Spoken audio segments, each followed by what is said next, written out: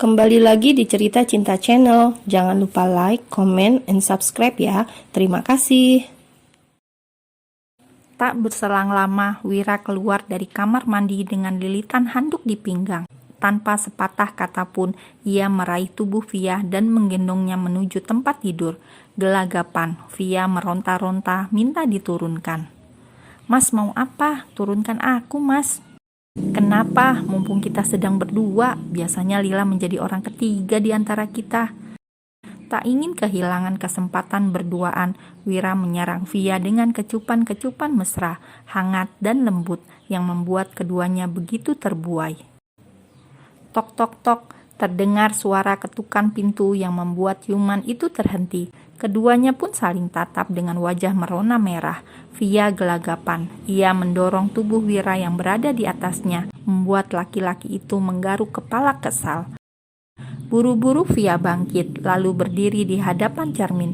Ia membenarkan rambut serta pakaiannya yang berantakan karena ulah sang suami. Sedangkan Wira memilih masuk kembali ke kamar mandi.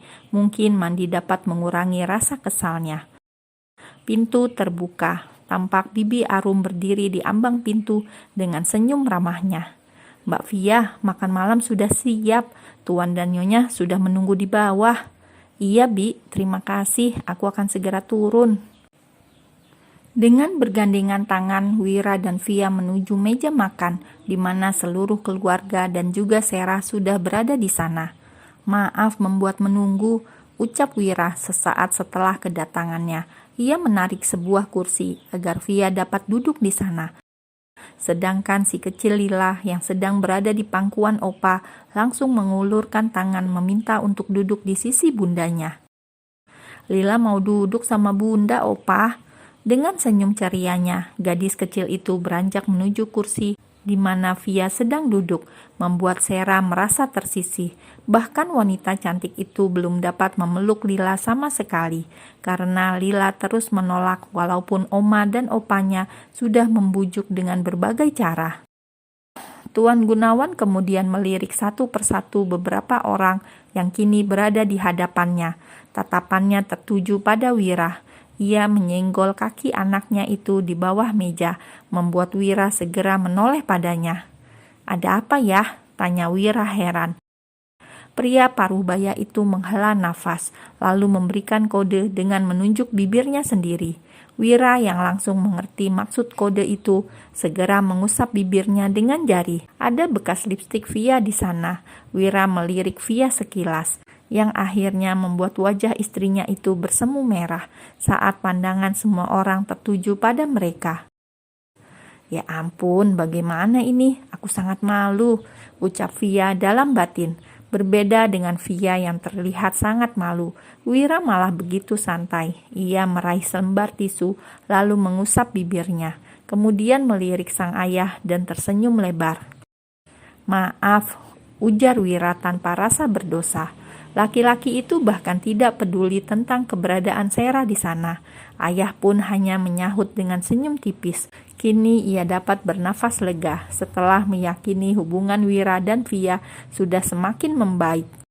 Jangan tanya reaksi wanita yang duduk tidak jauh dari mereka. Wajah Sera sudah sangat kusut. Melihat adanya bekas lipstik di bibir Wira membuatnya merasa terbakar.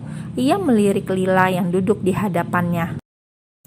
Sikap manja Lila, perhatian mertua, dan juga kemesraan yang ditunjukkan Wira pada Via benar-benar bagai sayatan sembilu baginya. Seharusnya aku yang ada di posisi itu, bukan dia. Makan malam berlanjut dengan kebungkaman Sera. Tak ada sepatah kata pun yang keluar dari bibirnya. Hanya tatapannya yang terus tertuju pada sosok wanita muda yang telah menggantikan posisinya. Via, seorang wanita yang baginya sangat biasa dengan penampilan tidak begitu mencolok, namun sikap keluarga padanya membuat wanita itu terlihat lebih istimewa. Sera pun memperhatikan bagaimana perlakuan Via pada Wira di meja makan.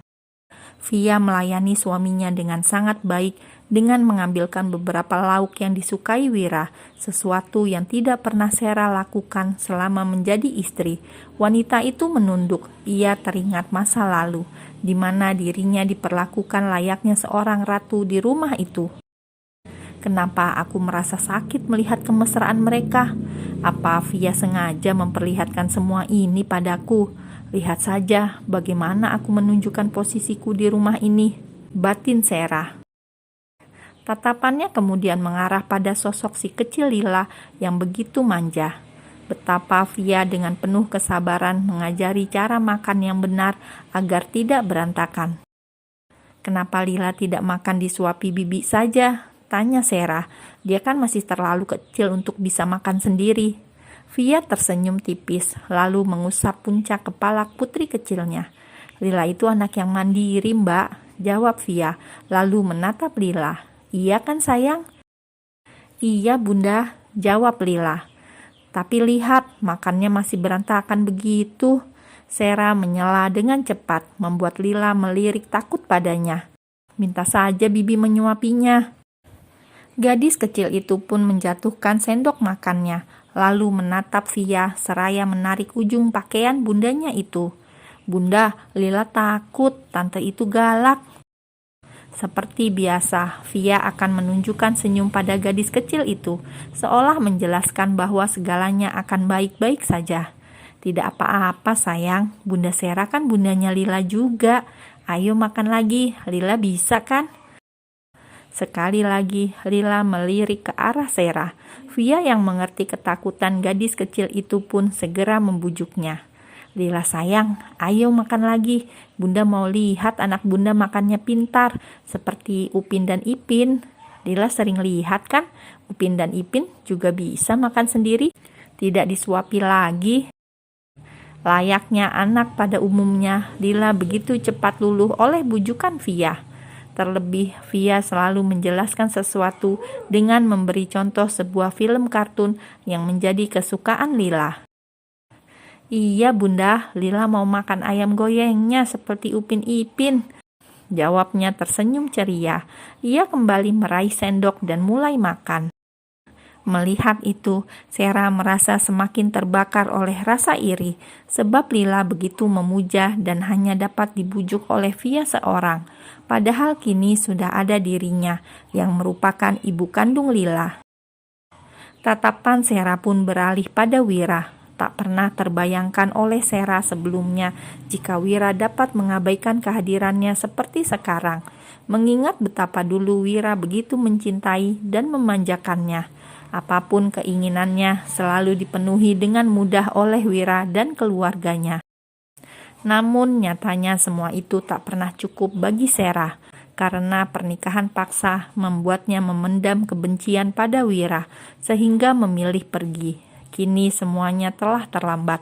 Sera menyadari telah kehilangan segalanya. Bahkan Wira tidak menatapku sedikit pun. Apakah dia hanya membalasku? Dia tidak mungkin melupakanku begitu saja, apalagi penggantiku hanya wanita seperti Via, dalam batin Sera. Wira, boleh aku tanya sesuatu? Ujar Sera.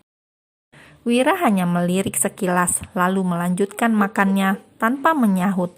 Menyadari sikap dingin Wira, ibu yang duduk di sebelah Sera segera memecah kebekuan itu. Ada apa Sera? Tanya ibu. Bu, apa foto pernikahanku dengan Wira masih ada? Kalau iya, aku mau minta satu untuk kenang-kenangan. Dan pertanyaan itu membuat ibu merasa tidak enak, entah harus menjawab apa pada Sera. Sebab sejak hubungannya dengan Via membaik, Wira meminta untuk menyingkirkan segala sesuatu yang berhubungan dengan Sera di rumah itu. Kalau itu sudah tidak ada satupun, aku meminta Bibi Arum membakar semuanya. Jawaban frontal Wira membuat mantan istrinya itu terhenyak. Beberapa kali ia mengatur nafas karena merasa sesak, seolah masih belum percaya sepenuhnya. Kau meminta Bibi membakar semuanya? Tanya Sera tak percaya. Untuk apa disimpan? Itu kan hanya kenangan yang sudah tidak berarti. Jawab Wira. Seketika seluruh tubuh Sera meremang mendengar ucapan Wira. "Oh, baiklah, tidak apa-apa. Aku pikir kau masih menyimpannya," ucap Sera menahan air mata. "Tidak, Wira hanya ingin membalasku. Aku yakin dia tidak benar-benar membakar semuanya." Bukan hanya Sera yang merasa syok mendengar ucapan Wira, Via pun merasa tidak enak karena Wira benar-benar menunjukkan rasa tidak sukanya pada wanita yang pernah mengisi hidupnya itu. Namun, Via menyadari memang seperti itulah Wira jika sudah terlanjur membenci sesuatu, sebab dirinya pun pernah merasakan bagaimana kerasnya seorang Wiratama.